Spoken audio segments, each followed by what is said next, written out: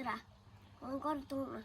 Ma näitan teile täna, kuidas teha nagu puutöö niimoodi, et ei vigasta näppu, ei tee endale mingit haiget, mingit verejooksu ei ole ja nii. Näitan nüüd. Näiteks, kuidas koorida puud. Vaata. Kui on toores puu, siis tuleb siuke mahlane siuke alus. Kui on näiteks kuivem, siis ei tule mahlas, lihtsalt tuleb siuke toon. Kui vana sa oled? 6.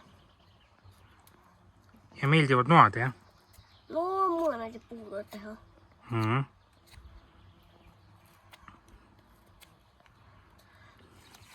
Näed, puu ongi ära kooritud. Tead, et YouTube'is on üks siuke huvitav kanal nagu Hakkama saamine. Mis seal näitab? Seal üks onu näitab erinevaid nugasid ja peamiselt tutvustab. Lohe.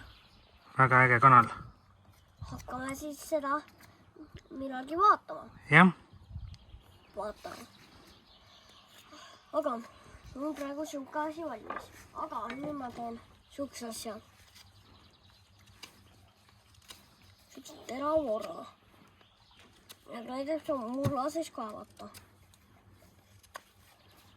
Ja siis ma näitan ka seda.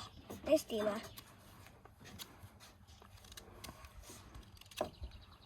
Oodake, ongi väga terav. Kõige minuga kaasa. Oodake.